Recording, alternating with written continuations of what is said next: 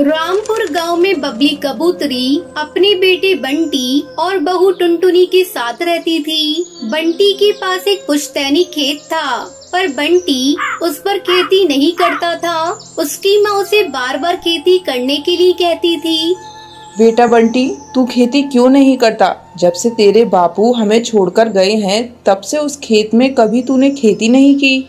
माँ, मैंने आपसे कई बार बोल दिया, मुझसे ये खेती नहीं होगी। मैं मजदूरी करके घर तो चला रहा हूँ ना। तुम मुझे ज्यादा परेशान करोगी तो मैं अपनी पत्नी को लेकर शहर चला जाऊँगा।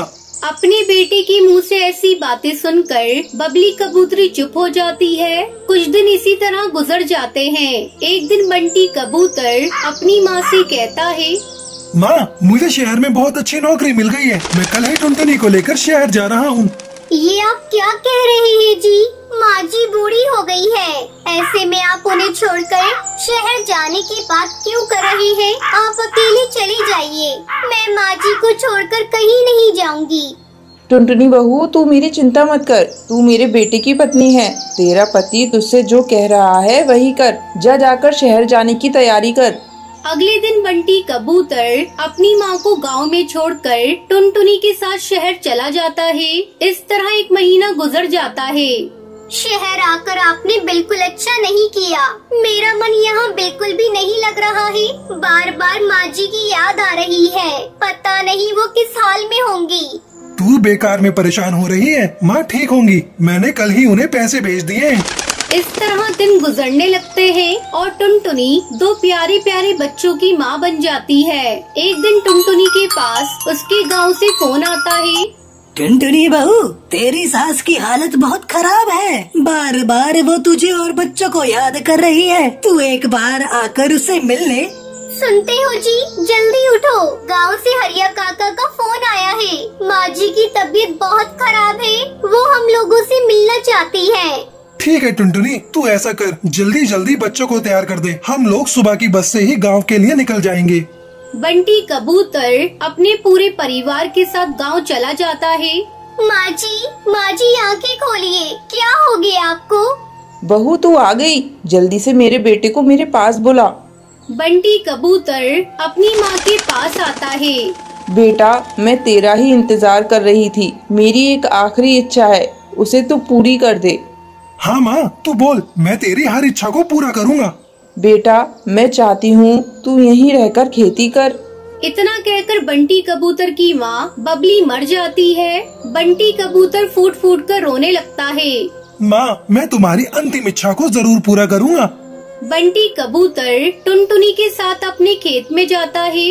टुनटुनी, हमने खेत की सफाई तो कर दी, लेकिन इस खेत में हम उगाएंगे क्या? मेरी तो समझ में नहीं आ रहा है। ये देखो, नींबू के बीज। ये मुझे माँ जी के तकिए के नीचे से मिले हैं। हम इसे ही अपने खेत में बिखेर देते हैं। फिर दोनों पति पत्नी नींबू के बीज को खेत में बिखेर देते हैं। कुछ ही दिनों में उनके खेत में नींबू के छोटे छोटे पौधे उगाते हैं। बंटी कबूतर समय समय पर उसमें खाद और पानी डालने लगा। अपनी लहराती हुई फसल को देखकर बंटी कबूतर बहुत खुश हो रहा था। टुनटुनी, आज मुझे पता चला माँ क्यों बार बार मुझसे खेती करने को कह रही थी। हाँ जी, माँ जी इसलिए कह रही थी ताकि हमें भोजन के लिए इधर उधर भटकना ना पड़े। फिर सभी खुशी खुशी रहने लगते हैं। छोड़ दीजिए, मुझे छोड़ दीजिए, मत बांधिए, मुझे छोड़ दीजिए। टूनी चिड़िया एक रस्सी से टुनटुनी चिड़िया को बांध रही है। टुनटुनी खुद को छुड़ाने की बहुत कोशिश कर रही है, लेकिन अपने आप को वो छुड़ा नहीं पा रही है। चुप, बिल्कुल चुप। ज्यादा बात मत कर, समझी? नहीं तो तेरा हाल भी उस पेड़ की तरह करेंगे। ये बोलकर टूनी ने टुनटुनी चिड़िया को अच्छी तरह से बांध दिया और एक कुल्हाड़ी लेकर बगीचे में कटहल की पेड़ की ओर चली गई और कुल्हाड़ी से पेड़ काटने लगी। पेड़ काटने की आवाज सुनकर टुनटुनी तड़पने लगी, जैसे कि उस पेड़ के साथ उसका कोई रिश्ता हो, और जोर जोर से चिल्लाकर पेड़ काटने के लिए मना करने लगी और रोने लगी।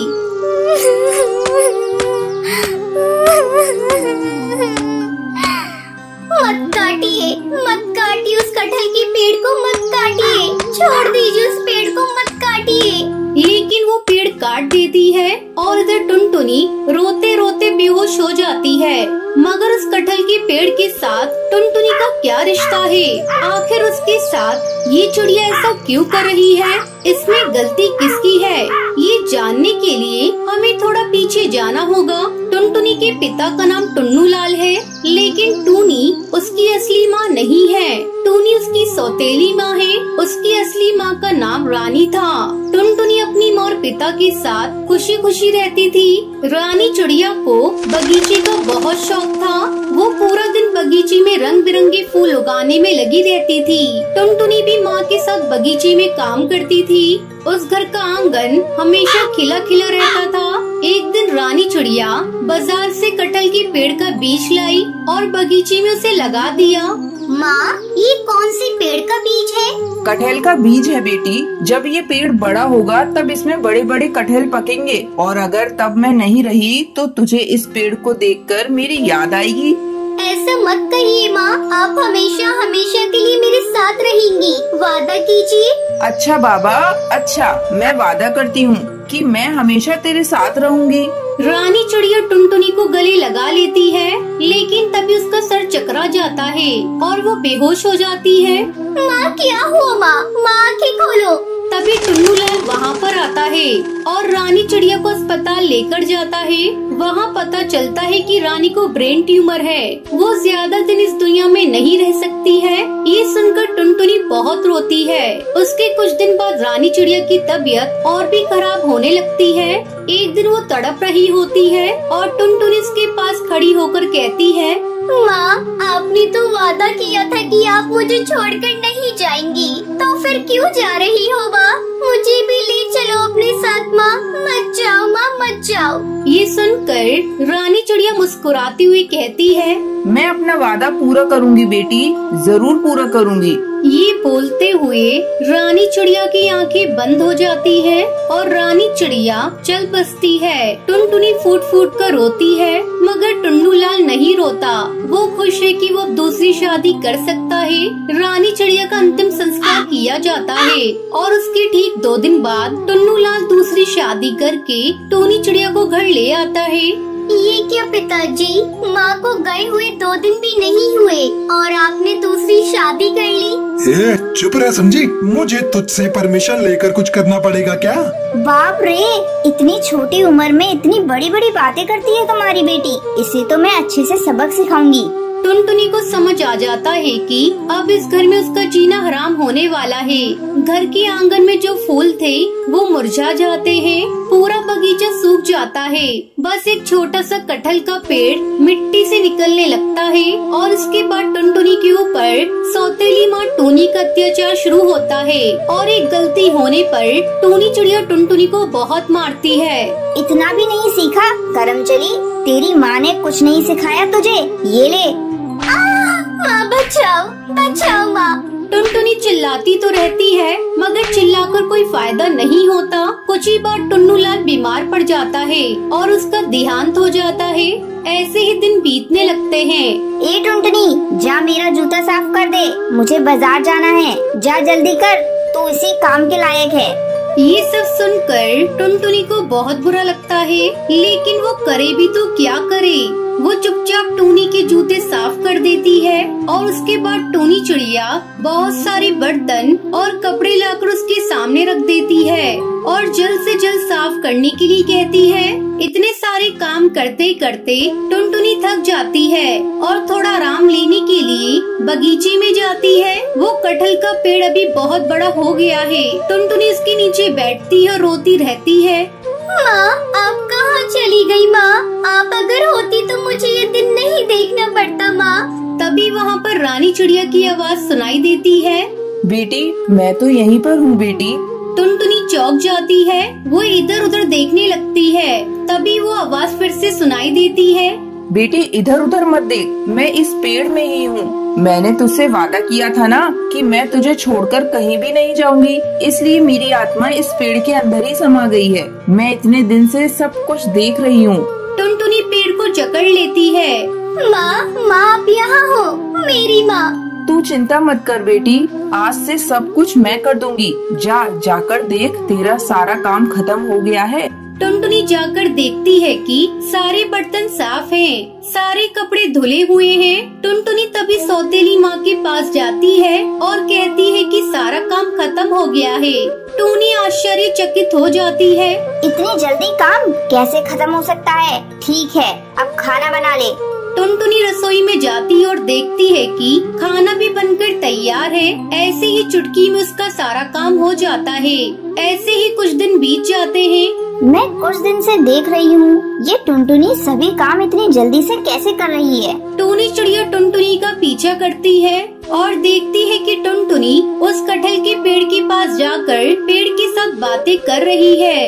इधर बर्तन और कपड़े अपने आप साफ हो जा रहे हैं। अच्छा, तो ये बात है। इसकी माँ तो सच में चुड़ैल निकली और ये पेड़ ही सारी समस्या की जड़ है ना। मैं आज ही उस पेड़ को काट दूंगी। ये बोलकर टूनी चिड़िया टुनटुनी को पकड़कर लाती है और टुनटुनी को रस्सी से बांधने लगती है।